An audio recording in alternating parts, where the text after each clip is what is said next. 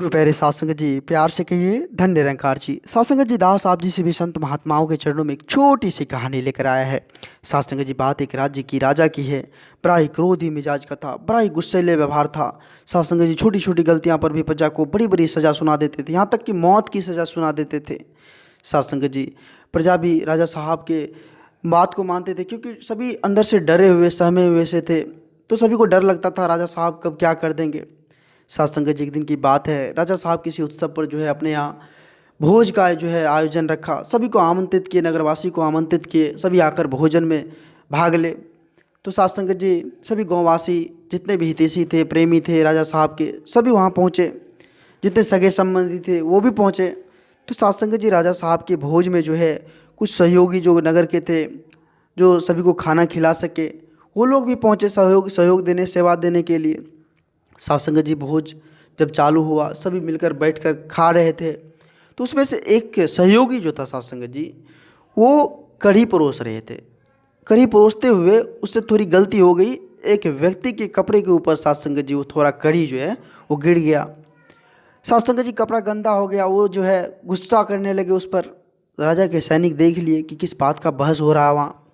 साध संगत जी, वो बोलने लगे, सैनिक बोलने लगे कि यह बात जो है राजा साहब को जाएगा, शिकायत जाएगा, तुम इस तरह का काम किए हो।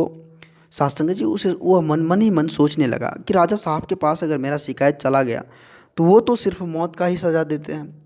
साध संगत जी, वो क्या किए, वो कढ़ी का जो है डब और थोड़ा उसके कपड़े पर दे दिए, और ज़्यादा कपड़े गंदे हो गया। अब तो साध संगत जी, उसका गुस्सा साथ में आसमान पर पहुंच गया। तुरंत शिकायत पहुंच गई राजा साहब के पास। साध संगत जी, राजा साहब तुरंत फ़ौरन जो है उसको बुलाएं कि उसको कड़ी से बांध कर घसीटते हुए मेरे पास लेकर आओ। साध संगत जी, जब राजा साहब के पास उसको लेकर गए तो राजा साहब उनसे पूछे कि तुम ऐसा करने का दुस्साहस कैसे किया, बताओ तुम। साध संगत जी, वो सेवक जो था काफ़ी शांत स्वभाव का था। वो बोले, महाराज, हमें तो पता है कि आप जो है छोटी छोटी गलतियां पर भी मौत की सज़ा सुना देते हैं। फिर सोचे हम कि लोग क्या कहेंगे, राजा जो है छोटी छोटी गलती पर भी बेगुनाह को मौत की सज़ा सुना देते हैं, आपके आए हुए सगे संबंधी वो क्या कहेंगे। तब मैंने सोचा कि सारी अगर सब्जी उसके कपड़े पर दे दूं तो ताकि दुनिया जो है सभी कहेंगे कि यह अपराधी है, अपराध किया है। आपको बदनाम वो लोग नहीं करेंगे। आप अगर मुझे मौत की सज़ा भी दे देंगे तो वो लोग जो है मुझे अपराधी समझेंगे। साध संगत जी, राजा साहब जब उनकी बातों को सुना, उनके भाव को साध संगत जी ऐसे ही परखा, देखा, तो उसे पता चल गया कि सेवा का भाव कितना कठिन होता है। जो महापुरुष समर्पित भाव से सेवा करते हैं उसे कभी गलती नहीं हो सकती। उसके दिमाग में आ गया साध संगत जी, फिर चाहे वो कोई भी व्यक्ति हो।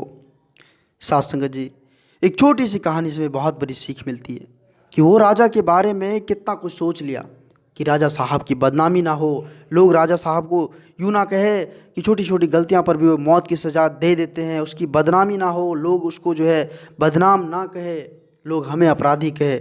साध संगत जी, कहने का तात्पर्य था कि दूसरों के बारे में जो सोचते हैं, जो दूसरों के बारे में समझ रखते हैं, उससे कभी गलती नहीं हो सकती।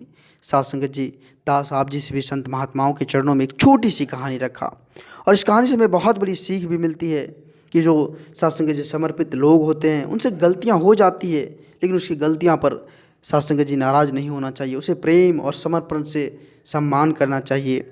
साध संगत जी, दास आप जिस भी संत महात्माओं के चरणों के धूल के समान है, और आप जिस भी संत महात्माओं के चरणों में दास छोटी छोटी कहानियाँ लेकर आते रहता है। आशा है आप जैसे भी संत महात्माओं को यह छोटी सी कहानी अच्छा लगा होगा।